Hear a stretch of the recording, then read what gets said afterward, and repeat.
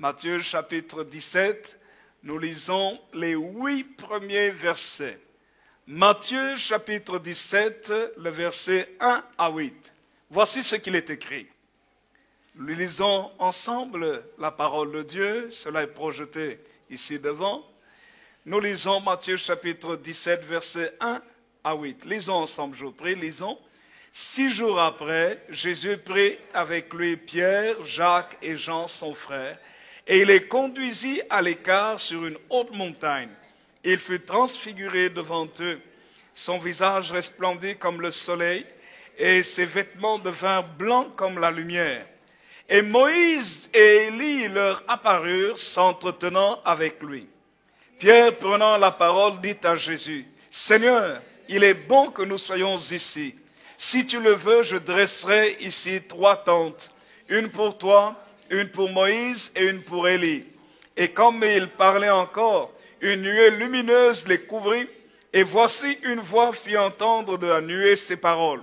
« Celui-ci est mon fils bien-aimé, en qui j'ai mis toute mon affection, écoutez-le. » Lorsqu'ils entendirent cette voix, les disciples tombèrent sur leurs faces, et ils furent saisis d'une grande frayeur. Mais Jésus, s'approchant, les toucha et dit, « Levez-vous, n'ayez pas peur. » Ils levèrent les yeux et ne virent que Jésus seul. Amen. Quelqu'un peut dire un vrai Amen? J'aimerais intituler notre message de ce jour, « Sur qui faut-il fixer ses pensées ?» Sur qui faut-il fixer ses pensées? Il y a quelques semaines, nous avons parlé justement de la pensée, l'origine de la pensée, et j'aimerais continuer dans ce même sens.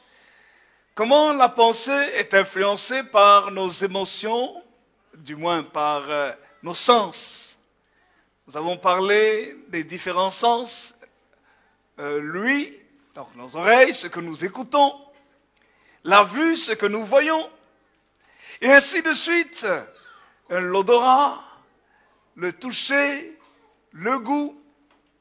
Nos 5 sens influencent particulièrement notre pensée.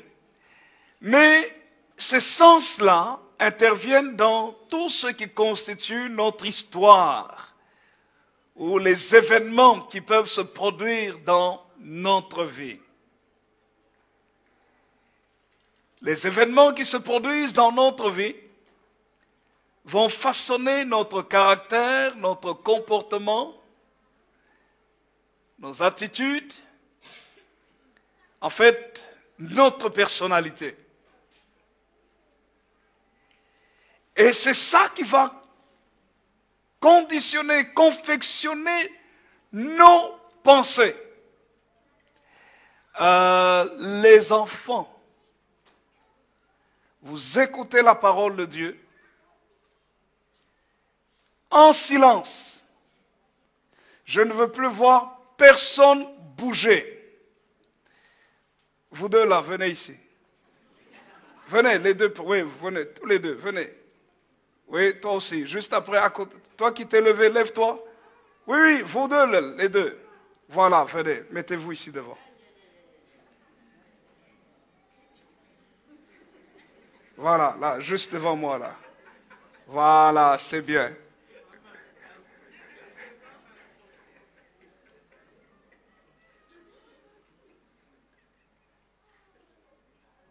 Les 2 filles qui sont à côté de maman Dorothée, venez. Toutes les 2. Vite, vite, vite, vite, vite, venez, vous êtes des enfants. Courez, courez, courez. Vite, vite, vite, vite, mettez-vous là. Voilà, là, à côté. Comme ça, je vais avoir des choristes devant moi. Voilà, vous êtes formidables. Je suis content de vous voir. C'est parce que je voudrais que vous soyez devant moi. Comme ça, vous voyez, j'ai deux couleurs, deux garçons en couleur en toge. Et deux filles en couleur en toge. J'ai deux louangistes, deux choristes. Vous savez, est-ce que vous savez que la pensée des enfants est la pensée, en fait, la plus originale? Vous savez pour quelle raison? Les enfants ont une pensée qui n'est pas façonnée comme la pensée des adultes. Est-ce que vous savez que la Bible dit que le royaume des cieux appartient aux enfants et à ceux qui leur ressemblent? Qui leur ressemblent dans quoi? Dans leur pensée. La caractéristique des enfants, c'est la simplicité. La caractéristique des enfants, c'est la fertilité. La caractéristique des enfants, c'est la spontanéité. Les enfants sont spontanés. Les enfants croient vite. Les enfants, écoutez, la caractéristique des enfants, vous savez que quand vous dites à un enfant une chose, et c'est que quelqu'un d'autre vienne lui dire autre chose. Il va dire non, c'est ce que maman m'a dit. On lui dit, ou bien la maîtresse lui a dit quelque chose, l'enfant revient à la maison, et puis maman dit autre chose ou papa dit autre chose. Il dit non, c'est pas ça que ma maîtresse a dit. Mais la maîtresse a dit ceci. Il y a une confiance forte dans la vie des enfants. La caractéristique des enfants, c'est l'attachement. Ce que vous pouvez être beau comme parent, ou vous pouvez même être vilain, si vous me permettez l'expression, comme parent. C'est pas ça l'important pour l'enfant. Mais le cœur de l'enfant est attaché à ses parents. De telle manière que vous pouvez être des milliers de personnes, tant que l'enfant n'a pas trouvé ses parents, il n'est pas tranquille. Parce que tout ce qui l'intéresse, ce sont ses parents. Et voyez, au fur et à mesure de la croissance, cette innocence de l'enfance se corrompt.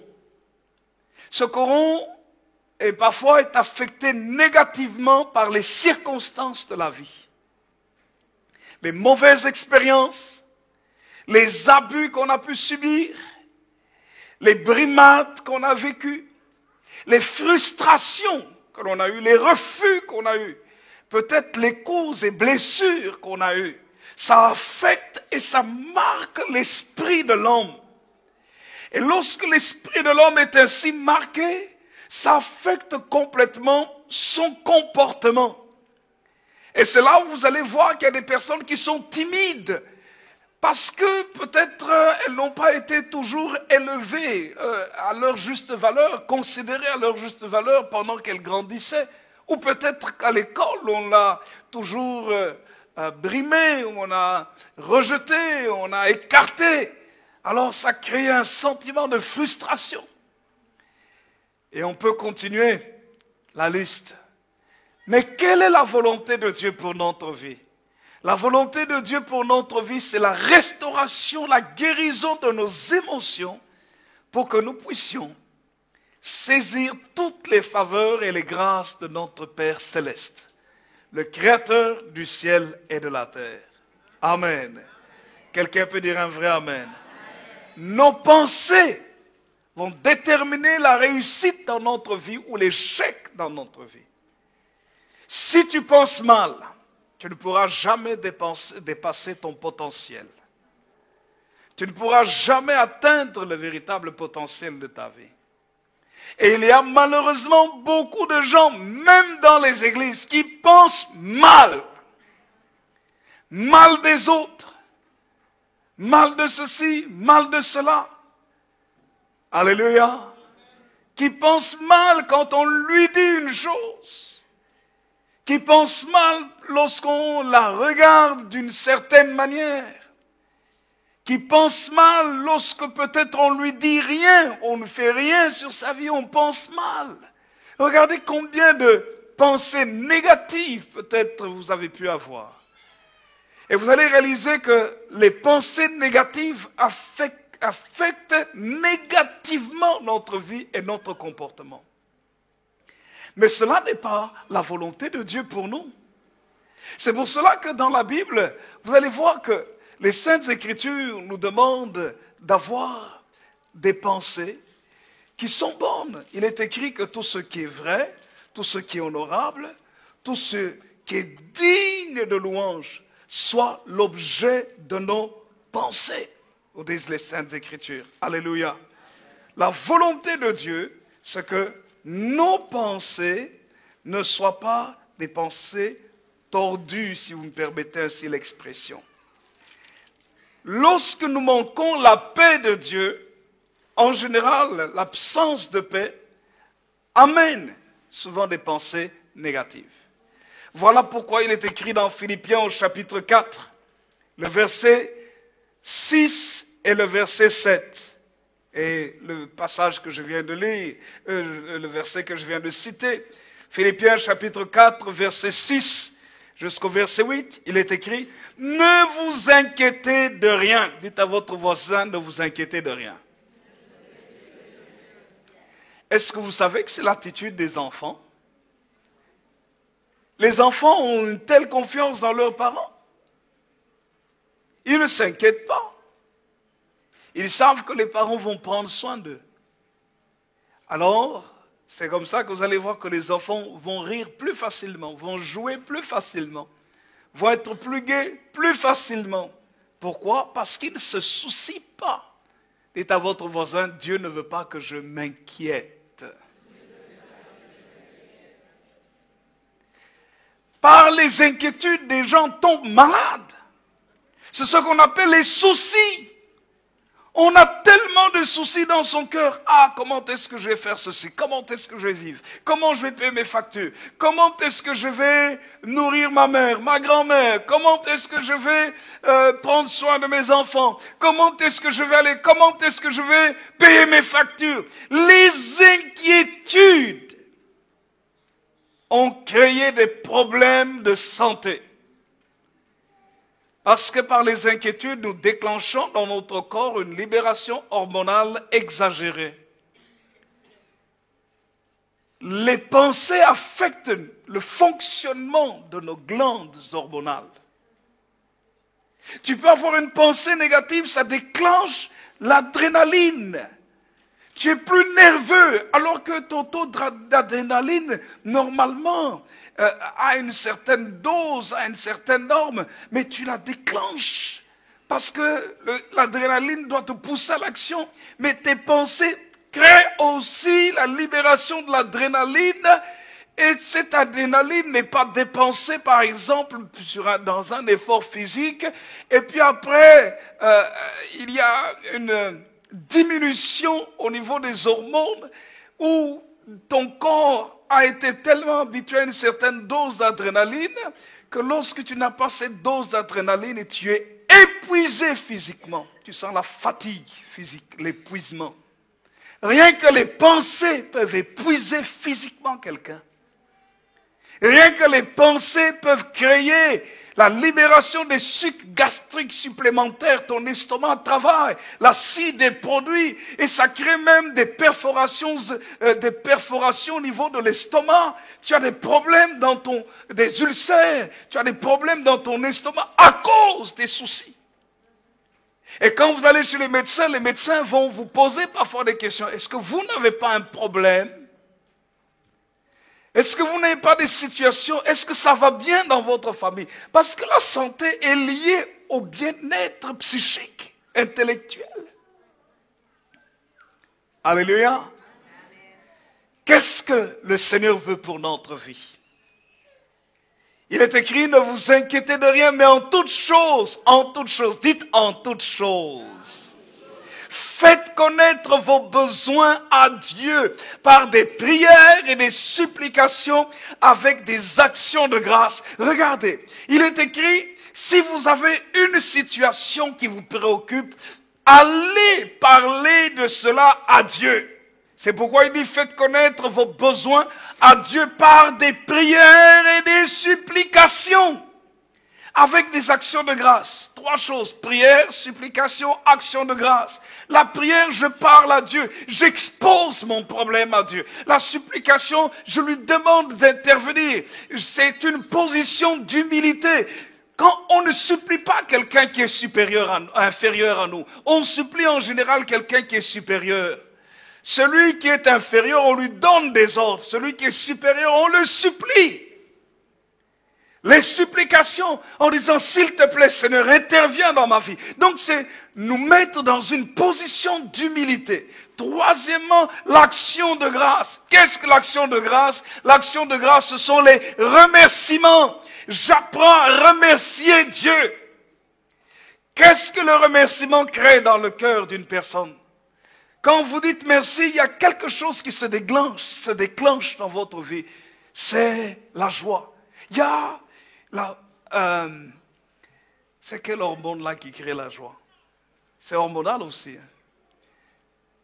Mais il y a un déclenchement de joie en vous.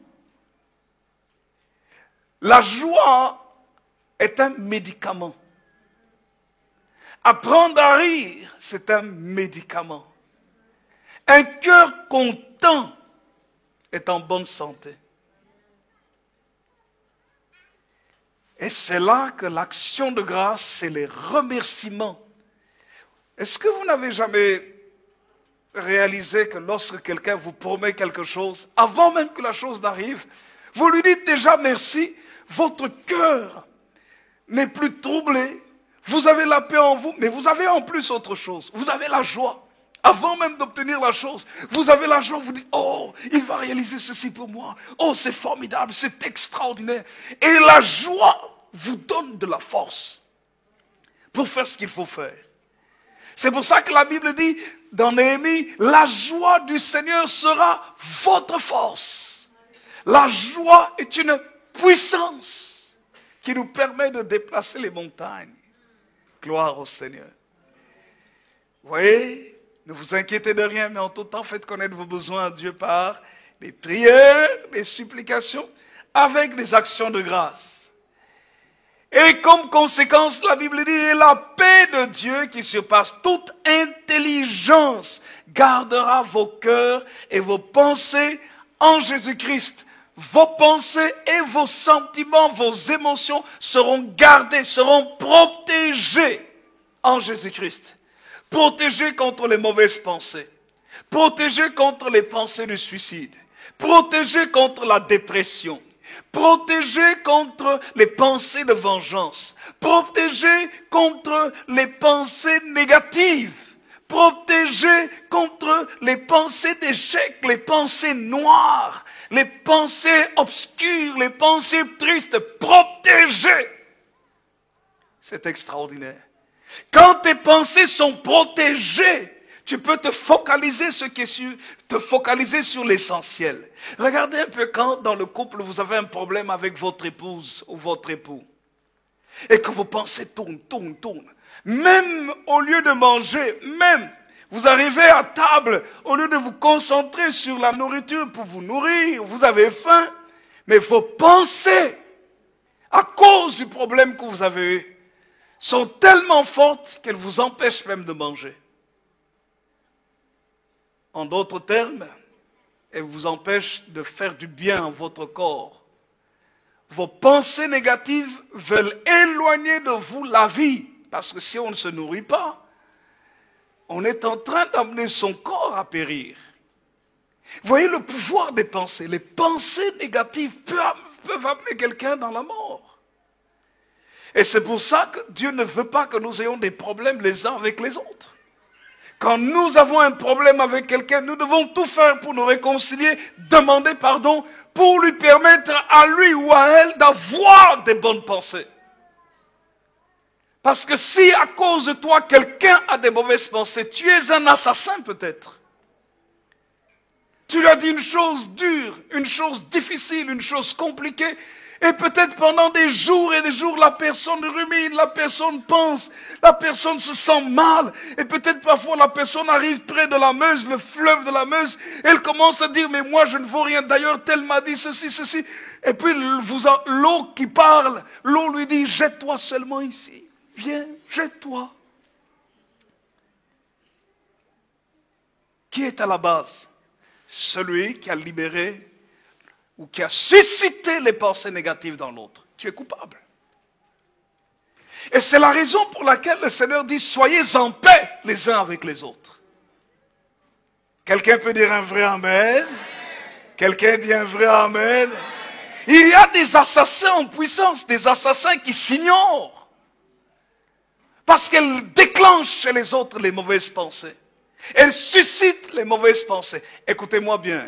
Je vais peut-être vous choquer, mais tous ceux qui suscitent les mauvaises pensées sont des agents de Satan. Certains s'ignorent. Parce que qui est la première personne qui a suscité des mauvaises pensées? Mais c'est le diable.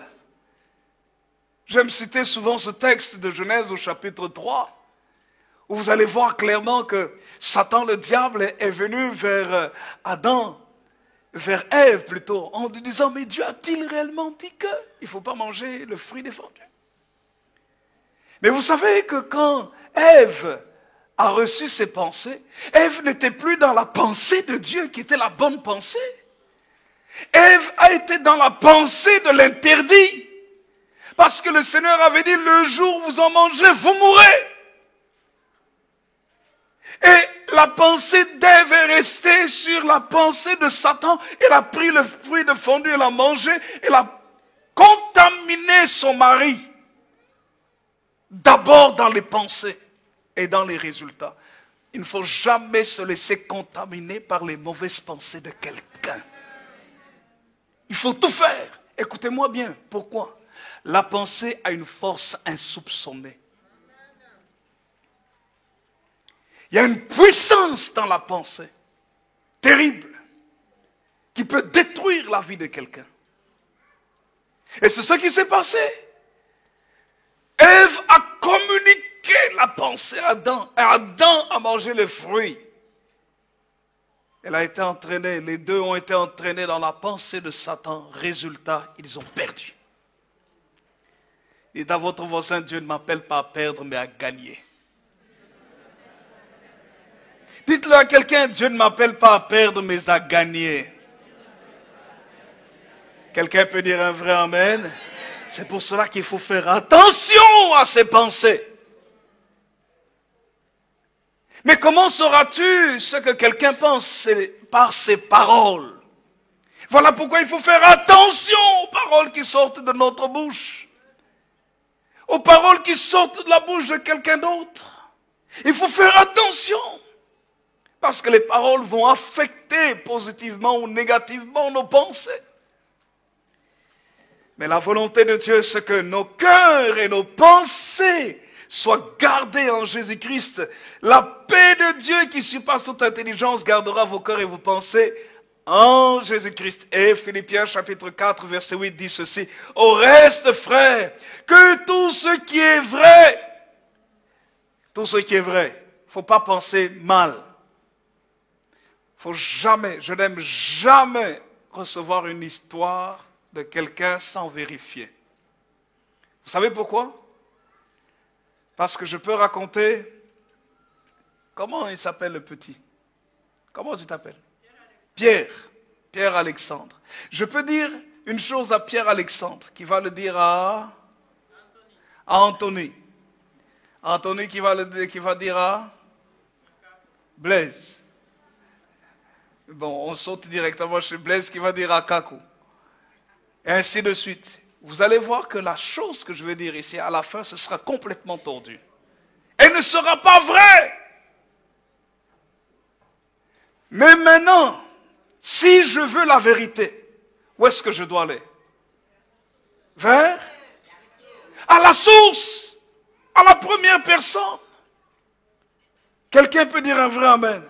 Combien de gens ont des problèmes entre eux parce qu'ils ne vont pas à la source de l'information? Ils vont auprès des intermédiaires. J'aimerais vous dire qu'il y a des vrais intermédiaires, mais il y a des intermédiaires diaboliques. Et un intermédiaire diabolique n'a qu'une semence diabolique en lui. C'est pour ça, même si vous recevez une information d'un intermédiaire diabolique, allez à la source. Écoutez-moi bien, pour aller à la source, il faut avoir le courage. Il faut être comme un enfant. Est-ce que vous savez que les enfants, quand même vous avez fait une faute, les enfants n'ont pas peur d'aller poser la question. C'est vrai que tu as fait ça? C'est ça les enfants. Hein? C'est le cœur de l'innocent. Et c'est ce que nous avons perdu en tant qu'adultes. Parce que quand l'enfant pose la question, il ne la pose pas dans un sens de jugement. Il la pose dans le sens de recevoir la connaissance de la vérité, si c'est vrai ou si c'est faux.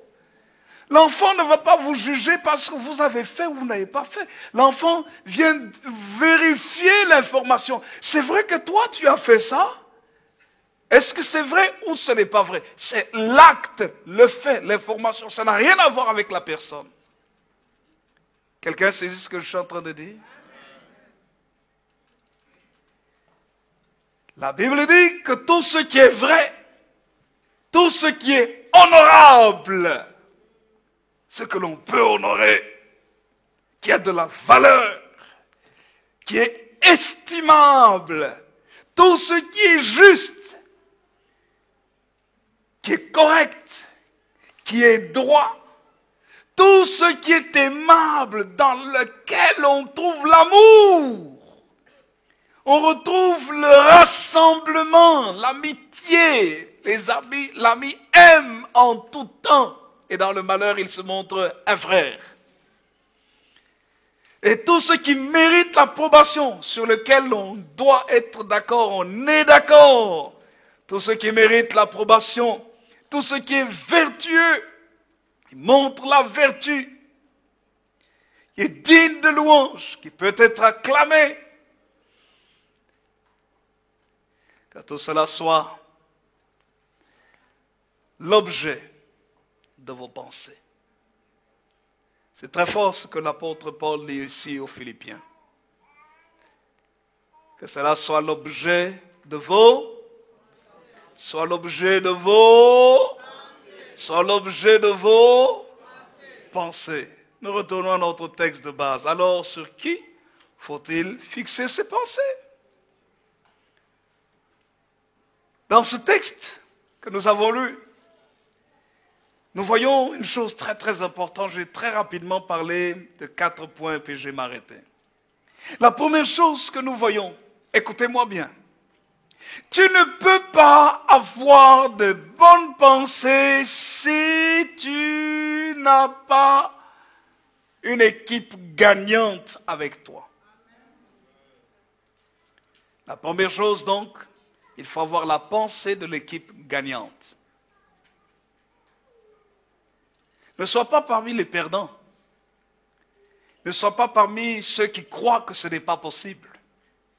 Ne sois pas parmi ceux qui croient toujours que faire une simple chose, c'est difficile.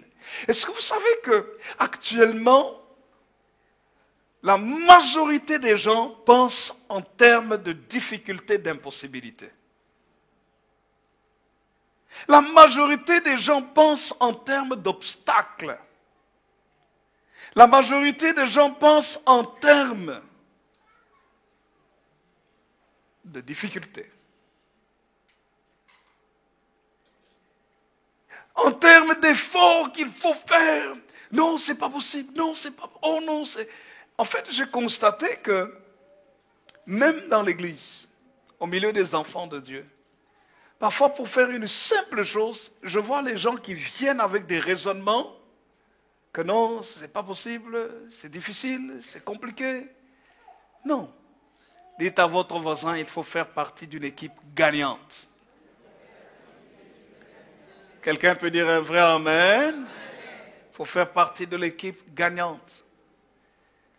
S'il y a des obstacles, il ne faut pas voir les obstacles. Il faut voir comment on surmonte ces obstacles. S'il y a une barrière, il ne faut pas d'abord voir la barrière. Jacques et Jean étaient des piliers.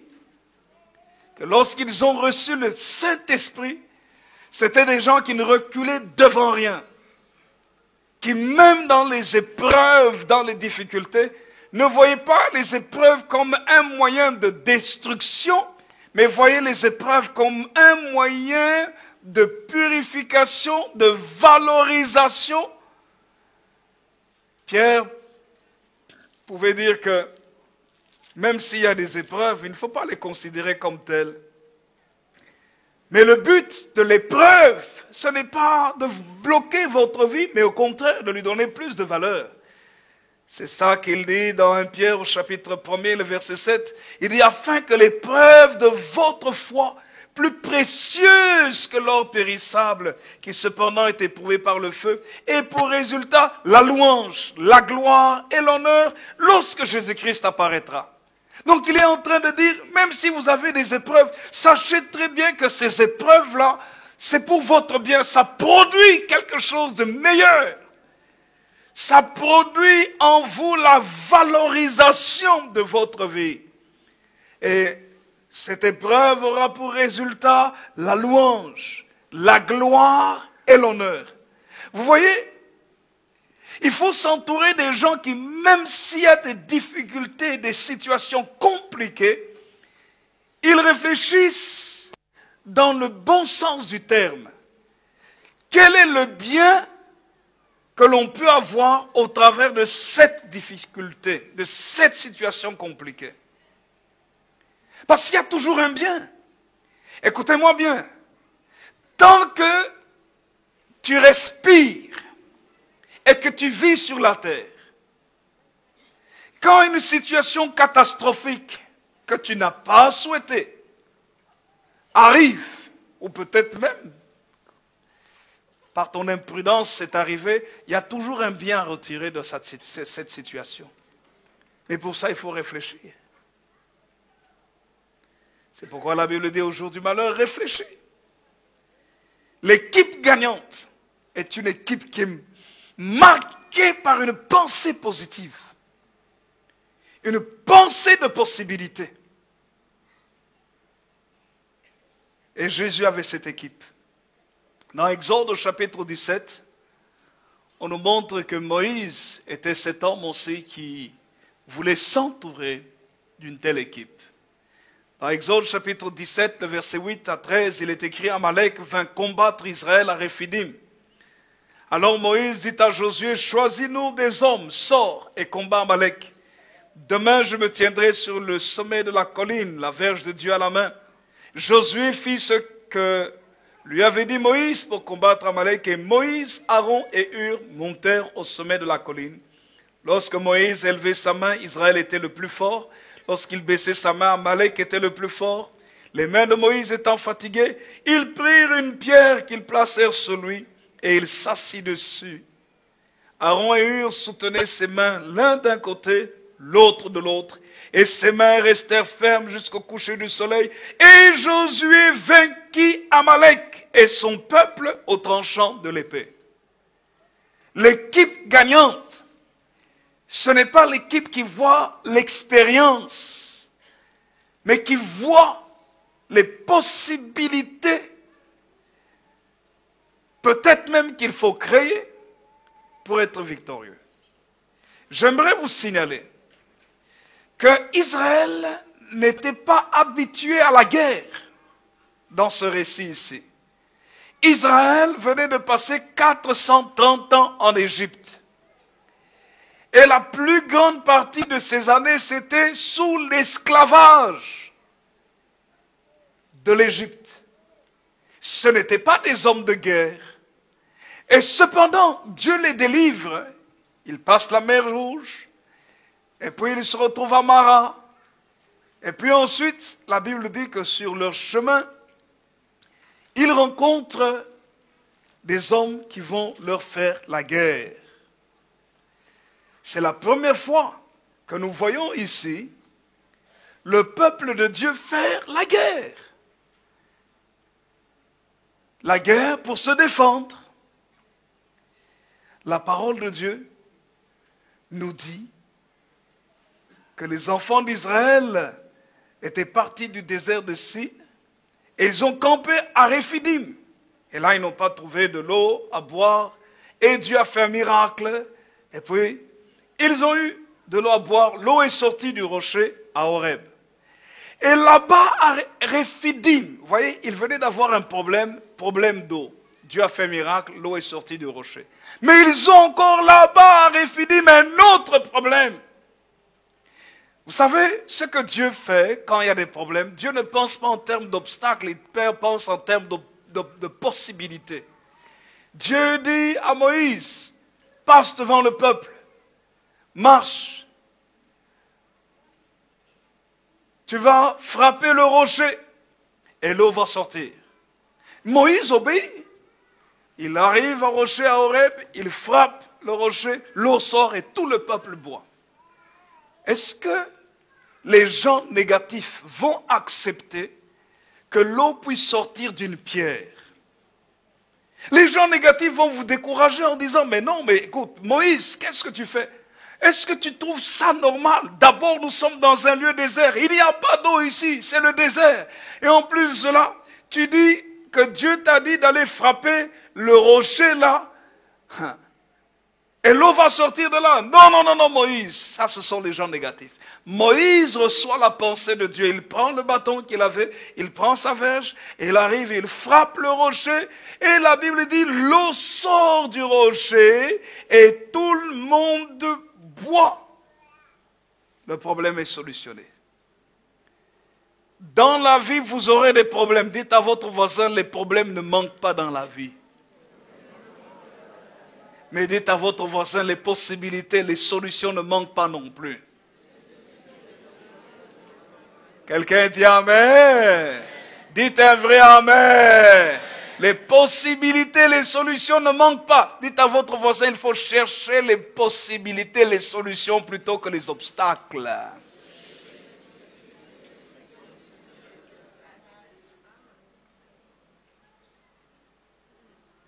Fixe les yeux sur les possibilités plus que sur les obstacles.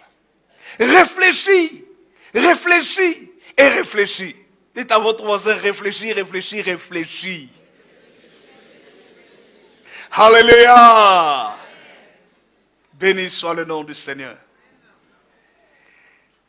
Mais vous savez, ce problème-là passé, problème d'eau, c'est un problème naturel. Mais ils ont eu un autre problème, problème humain. Les gens sont venus les attaquer là-bas à Réphidim. Mais par n'importe qui. C'était des pilleurs. Des gens qui étaient exercés au pillage. Écoutez-moi bien, dans votre vie, il y aura des situations qui essaieront de piller votre existence. Piller votre joie. Piller votre argent. Piller votre paix. Piller votre famille, piller votre santé. Mais qu'est-ce que tu fais? Tu vas te mettre avec les gens qui se lamentent? Non, cherche une équipe gagnante.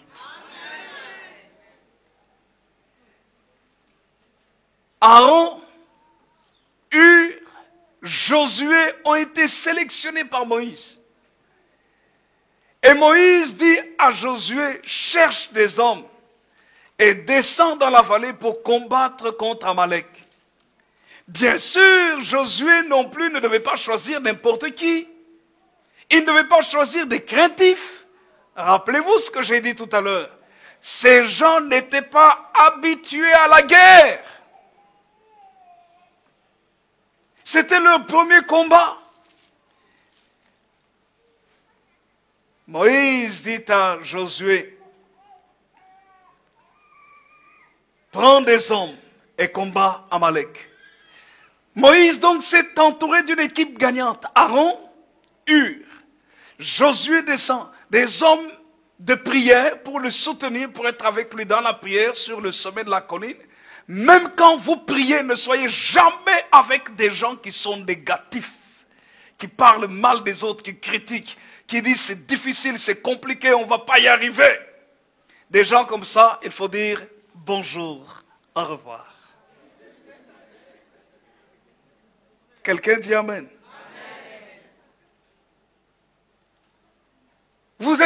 côtoie avec eux, mais vous ne les associez pas. Parce que quand vous êtes fatigué, s'ils vous aident au départ, quand vous êtes fatigué, vous ne savez pas choisir la solution pour vous continuer à vous soutenir, ils vont vous abandonner. Mais la Bible dit que pendant que Moïse avait les mains levées vers le ciel, Josué dans la vallée était plus fort. Mais à un moment donné, Moïse est fatigué parce que ses mains sont levées depuis longtemps.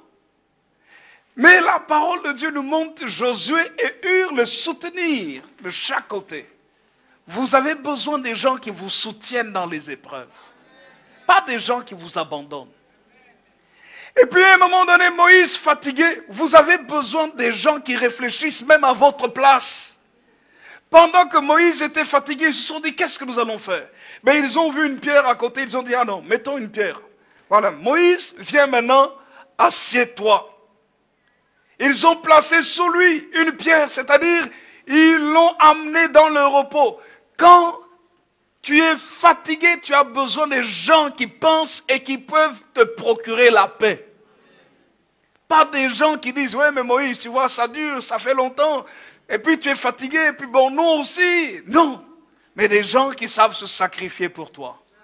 Des gens qui savent réfléchir même à ta place. Des gens qui savent t'apporter des solutions. Même si c'est toi qui es aux commandes. Moïse était aux commandes et les autres l'assistaient. C'est l'équipe gagnante.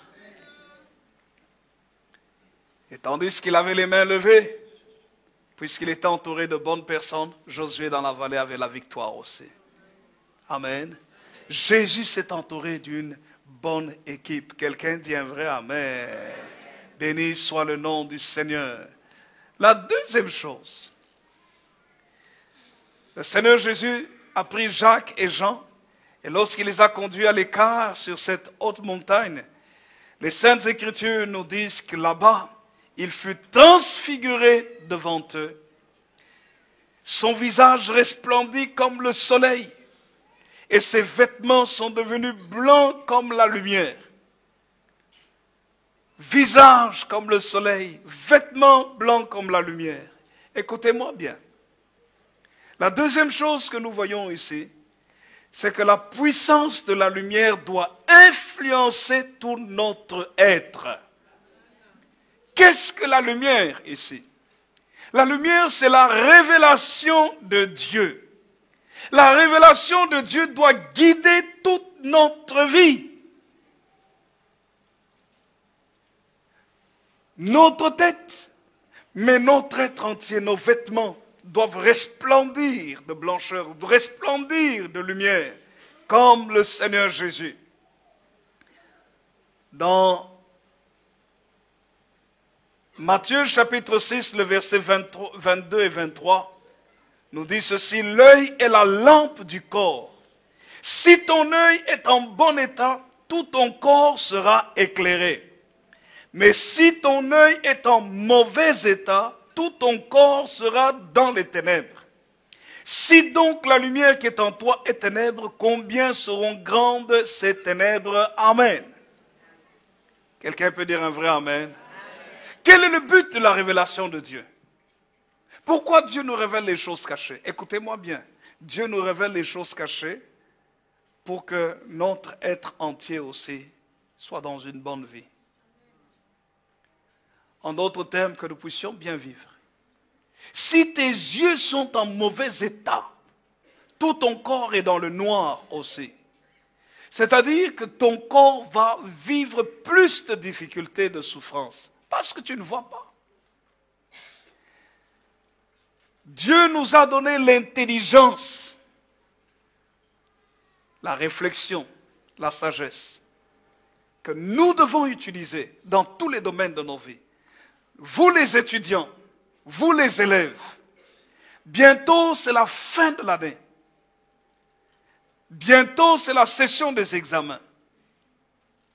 Il faut utiliser votre intelligence pour travailler. Réfléchissez. Ne mémorisez pas seulement. Réfléchissez. Au plus vous réfléchirez, au plus votre intelligence va s'éclairer. Mais ça, c'est dans tous les domaines. On parle de la crise, la crise, la crise. Crise dans le commerce, crise dans ceci, crise dans cela. Vous savez, je disais hier à la réunion des leaders, on parle de la crise, mais qui a provoqué cette crise-là? On dit qu'il n'y a pas d'argent, mais est-ce que l'argent a quitté la terre? C'est toujours sur la terre. Ça veut dire que ça s'est déplacé d'un endroit vers un autre. Ça s'est déplacé vers certaines personnes qui créent cette crise-là. Dans les jours à venir, je vous parlerai de la vie économique et comment briser les chaînes dans notre vie. Les liens provoqués par la société. Écoutez-moi bien. La pensée de la crise mondiale n'est pas une pensée de Dieu. La pensée, l'action de la crise mondiale est une organisation de la pensée satanique. Dieu n'a jamais créé l'être humain racheté par le sang de Jésus pour que cet homme soit un mendiant sur la terre, pour que cet homme soit un misérable sur la terre. Dieu ne l'a jamais créé comme ça. Pour que cet homme soit dépendant pour ses moyens de subsistance des autres. Dieu n'a jamais créé l'être humain comme ça. Mais Satan organise un système en utilisant des hommes, en utilisant des gens, en utilisant ses principes pour étouffer l'être humain. Pour que un chef de famille ne sache pas nouer les deux bouts, ne sache pas payer les factures. Quand vous ne savez pas payer vos factures, qu'est-ce qui se passe? Vous n'êtes pas respecté par d'autres personnes. Et quand certains huissiers viennent dans les maisons, j'ai déjà assisté dans certaines maisons, comment quand les huissiers viennent, ces gens, ils ne sont pas très gentils. Hein. Et parfois, ils sont même très désagréables, très impolis, très imbus d'eux-mêmes. Je ne dis pas tous. Il y a certains, vous les voyez quand même avec une certaine compassion, mais c'est rare. Ça veut dire qu'il y a une dévalorisation de l'être humain. Et ce n'est pas la volonté de Dieu que tu sois dévalorisé. Ce n'est pas la volonté de Dieu que tu ne sois pas respecté. Parce que Dieu a investi en toi de sa propre vie. Dieu a soufflé en toi. Quand tu étais dans le sein maternel, il a mis en toi son esprit. Il a mis en toi sa vie. Et tu as de la valeur. Et ce n'est pas la volonté de Dieu qu'un seul être humain soit dévalorisé par qui que ce soit, ni par un système sur cette terre. Et c'est pour cela qu'il est important de comprendre les principes et les lois de Dieu dans la Bible et de les appliquer dans notre vie pour casser le système satanique. Moi, je ne crois pas, frères et sœurs, que ta vie, ma vie, nos vies doivent être dévalorisées. Bien au contraire. Le sang de Jésus a été versé à la croix pour que nous ayons pleinement la valeur qu'il faut. Alléluia. C'est pour ça, frères et sœurs, nous avons besoin de réfléchir sur base des lois et des principes de la parole. Mais nous avons besoin non seulement de réfléchir, de penser. C'est pour ça que j'encourage les études, j'encourage les jeunes gens à étudier, j'encourage les adultes à faire des études. Moi-même, j'ai fait des études, je fais des études, je vais continuer. J'aime lire, j'aime acheter des livres. J'encourage à acheter des livres, à acheter. Pas seulement acheter, mais lisez. Instruisez-vous. Au plus vous vous instruisez, au plus votre cerveau s'éclaire. Et au plus aussi votre vie va s'améliorer. Hier, dans la réunion des leaders, nous avons vu ensemble une chose très très importante. Que pour réussir dans sa vie, il faut étudier les principes qu'ont appliqués les grandes personnalités. Les gens qui ont réussi, quels sont les principes qu'ils ont appliqués dans leur vie? Vous allez, Bill Gates. Et un frère était en train de dire que, je crois que c'est le frère Jacques qui disait, que Bill Gates, qui a été un des hommes les plus riches du monde, Cet homme a dit que pendant que les autres dormaient, moi la nuit je réfléchissais pour créer des systèmes. Ça veut dire que si vous voulez aller loin dans votre vie, ne soyez pas un dormeur. Dites à votre voisin, il ne faut pas être un dormeur. Il y en a qui aiment tellement leur lit, même le dimanche. Vous savez, je vais vous dire une chose. La plupart des gens qui réussissent et qui ont du succès, qui sont au-dessus de la norme, écoutez-moi bien, la plupart d'entre eux travaillent au moins 18 heures par jour. Et nous disions hier à la réunion des leaders, combien de gens sont contents quand ils ont fait leurs 8 heures de travail? Ils sont levés à 8 heures. Allez, ils travaillent. Et puis avec 1 heure de pause, une demi-heure de pause pour manger. Et puis après, ils continuent à travailler. À 16 heures, ils ont terminé. Et quand ils ont terminé à 16 heures, ils ont fait leurs 8 heures. C'est comme si c'était la fin du monde. Quand ils doivent encore faire 2, 3 réunions, ou peut-être encore 2, 3, 4 heures, 5 heures de travail. Frères et sœurs, j'aimerais vous dire que les gens qui sont au-dessus de la norme et qui dirigent les autres, écoutez-moi bien, travaillent au moins 18 heures par jour.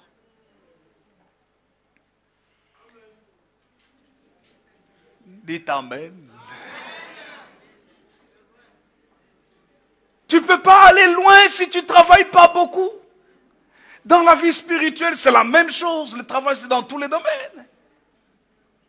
Mais si tu travailles beaucoup, il ne faut pas que quelqu'un non plus te dérange parce que tu profites de ce travail. Amen. Il faut apprendre à reconnaître que tous ne sont pas des voleurs. Il y en a qui travaillent durement pour obtenir ce qu'ils ont. Ils ont le mérite d'avoir sacrifié, fait des efforts. Alléluia. L'équipe gagnante. Quelqu'un peut dire un vrai amen. Dites à votre voisin, je dois faire partie de l'équipe gagnante et je dois m'entourer d'une équipe gagnante. Quelqu'un peut dire un vrai amen. Est-ce qu'ensemble dans l'église on peut être une équipe gagnante? Il faut. Nous avons eu une réunion extraordinaire hier avec les leaders. Mais vous savez, parmi les leaders, j'ai vu des gens qui étaient des perdants. Non, pas ceux qui étaient là hier. Ceux qui n'étaient pas là. Ceux qui n'étaient pas là. Vous savez pourquoi? Parce qu'il y a toutes sortes de raisons. Dans la vie, si vous voulez être gagnant, il y a des choix qu'il faut faire. C'est très très important. Nous sommes décidés à gagner. Alléluia. Écoutez-moi bien, écoutez-moi bien. Et je vais m'arrêter sur l'équipe gagnante. Écoutez, suivez-moi très bien. Nous n'avons pas besoin de beaucoup de monde pour faire partie des gagnants. Nous avons besoin des personnes essentielles, des bonnes personnes. Ton épouse peut être une bonne personne, parce que peut-être elle aurait voulu être là avec toi, mais elle a dû, pour te permettre toi d'être là, elle a dû par exemple s'occuper des enfants. Ça, c'est une épouse gagnante. Et puis quand tu reviens à la maison, qu'est-ce que vous avez partagé quoi? Elle a soif. Il dit, ce que tu as reçu, communique-le moi aussi. J'aurais bien voulu être là. Mais à cause de ceci, cela, les impératifs ont fait que je t'ai laissé toi partir pour que, voilà, que tu puisses gagner, mais pour aussi me donner. C'est l'équipe gagnante.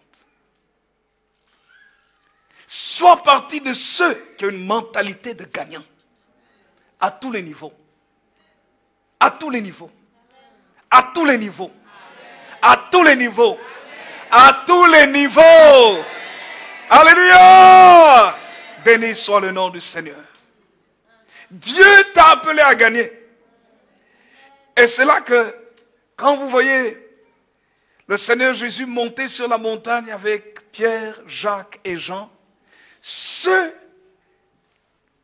que Dieu amène à la montagne de la transfiguration, ce n'est pas n'importe qui. Moïse et Élie. Moïse et Élie, c'était des gagnants. C'était des gens qui ont relevé des défis. Dieu dit à Moïse, libère mon peuple de l'Égypte. C'était facile, c'était pas facile.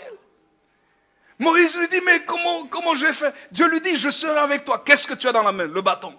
Dieu lui donne les signes, les prodiges et les miracles. Moïse part, il dit, Moïse dit à Pharaon, Dieu a dit, laisse partir mon peuple. Écoutez-moi bien. Les gens qui font partie de l'équipe gagnante sont des gens qui n'ont pas peur. Qui n'ont pas peur des obstacles, des difficultés, des défis importants à remporter. Quand ils savent que ce qu'ils doivent faire est juste, ils y vont. Même s'il y aura des complications, ils savent que Dieu sera avec eux et par la persévérance et la persistance, ils auront la victoire. Moïse n'a pas baissé les bras. C'était facile. On s'est moqué de lui. Il y a eu des difficultés. Mais il y a eu des malheurs en Égypte. Jusqu'à ce que Pharaon dise, Moïse, tu as gagné, partez. C'est la persévérance. Moïse est apparu. Élie est apparu. Mais vous savez que du temps d'Élie, il y avait la sorcellerie, la magie, l'occultisme. On adorait les Baals. Jézabel avait amené la puissance de la sorcellerie en Israël. Les prophètes de Baal, les prophètes d'Astarté faisaient des miracles. La sorcellerie était visible. Ce n'était pas une chose cachée. Ils pouvaient invoquer les sorciers de Baal et d'Astarté, pouvaient invoquer le feu du ciel et le feu tombait du ciel. C'était des gens qui étaient dans la haute sorcellerie. Mais Élie arrive. Et Élie dit, qui est Dieu? Est-ce que c'est Baal ou c'est l'Éternel? Pourquoi est-ce que vous clochez d'un côté, vous embrassez Baal et d'un autre côté, vous embrassez Dieu? Vous craignez la sorcellerie et vous craignez Dieu. Ne soyez pas clopin. Si c'est Dieu, allez vers Dieu. Si c'est Baal, allez vers Baal. En d'autres termes, si vous voulez être sorcier, soyez sorcier. Si vous voulez appartenir vraiment à Dieu, appartenez vraiment à Dieu. Mais ne soyez pas balancés entre les deux. Élie, nous allons faire un défi. On va voir qui est Dieu. Vous voyez, l'équipe gagnante, ce sont des gens qui sont prêts à lancer le défi. Mais qui savent très bien que Dieu est avec eux. Il dit, demandez que le feu descende du ciel. L'équipe gagnante fait partie de la troupe d'élite. N'ont pas peur de voir leur nombre. Ne voient pas leur nombre, mais voient leur qualité. Élie n'a pas vu qu'il était tout seul. Face à 850 personnes. Élie s'est vu, mais il a vu Dieu avec lui. Il a dit, vous avez Baal, vous avez toutes les idoles, la puissance de la sorcellerie, la magie et tout le reste. Moi, je sais avec qui je suis. Je sais en qui j'ai cru. Aujourd'hui, il y a des gens qui tremblent face à la sorcellerie. Oh, attention, ne va pas chez elle, c'est une sorcière. Oh, attention, Dans cette famille-là, tu vas te marier. Dans cette famille-là. Oh! Non. Si Dieu t'envoie dans cette famille-là, c'est pour la libérer. Dieu a envoyé Élie pour libérer Israël du joug de Jézabel. Pour libérer Israël de l'influence de la sorcellerie, de la magie, de la prostitution et le péché. Élie est parti. Il leur a donné l'occasion de faire tout, d'avoir même du temps. Invoquer Baal toute la journée. Écoutez-moi bien, quelqu'un qui fait partie de l'équipe gagnante n'a pas peur du temps que son adversaire occupe.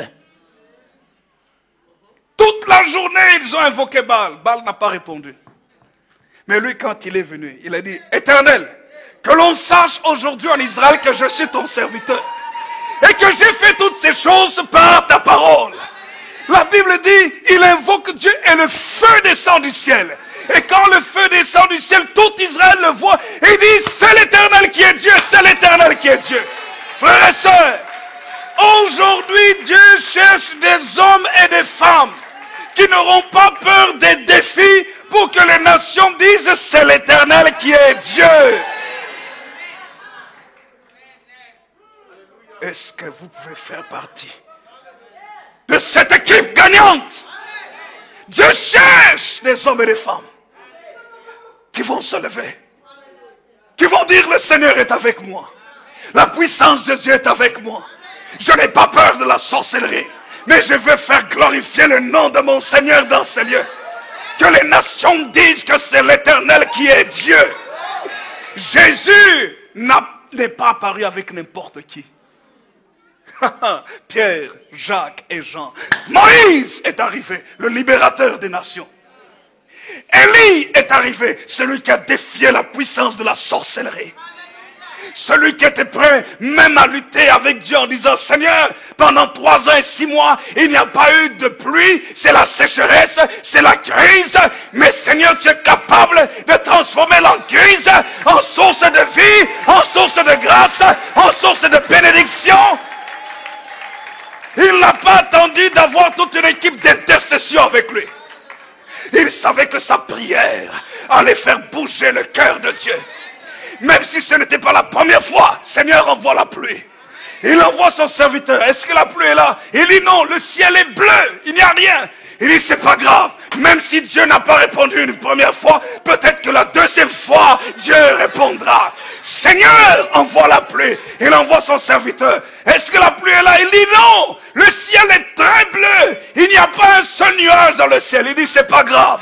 Si Dieu n'a pas répondu une deuxième fois, peut-être qu'il répondra une troisième fois. Il prie encore. Seigneur envoie la pluie. Il envoie son serviteur. Est-ce que la pluie est là? Non, il n'y a pas un seul nuage dans le ciel. Il dit ce n'est pas grave. Si Dieu n'a pas répondu 3 fois, il répondra une 4e fois. Et il prie encore. Seigneur envoie la pluie. Est-ce que la pluie est là? Son serviteur dit toujours rien.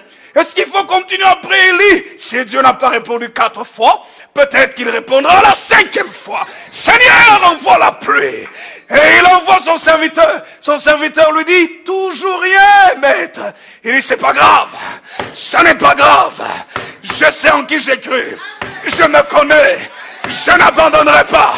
Le Dieu que je prie est le Dieu des miracles. Le Dieu que je prie est le Dieu de l'impossible. S'il n'a pas répondu 4 fois, peut-être la 5e fois. Seigneur, envoie la pluie, toujours rien. La 6e fois, la même chose. Et à la 6e fois, on lui dit, mais tu n'arrêtes pas. Et si Dieu n'a pas répondu, je connais le chiffre de Dieu. Le chiffre de Dieu, c'est le 7e. Il faut que Dieu se repose. Pendant 6 jours, il a travaillé. Mais le 7e jour, il se reposait. Puisque c'est la 7e fois, il faut que je donne le repos à Dieu. Pour qu'il se repose, il faut qu'il me donne la pluie. Alors je vais prier maintenant. Seigneur, c'est la 7e fois. Envoie la pluie, je te dérange, tu dois te reposer. Et il va vers son serviteur. Qu'est-ce que tu vois? Il dit, ah non, je vois un tout petit nuage qui est dans le ciel. Il dit, c'est fini, Dieu m'a répondu. La pluie va venir, allez, dépêchez-vous, parce que la pluie est là. La pluie va venir, la pluie est tombée. Frères et sœurs, ce sont les hommes et les femmes qui gagnent. Les gens qui sont frappés à la porte du ciel en disant, ça ne s'est pas fait aujourd'hui, ça ne s'est pas fait demain, ça ne s'est pas fait il y a un mois, mais ça se fera parce que Dieu doit se reposer. Et je ne vais pas laisser Dieu se reposer tant qu'il ne me répond pas.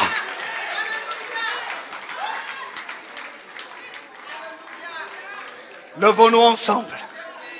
Que le Seigneur bénisse sa parole. Levons-nous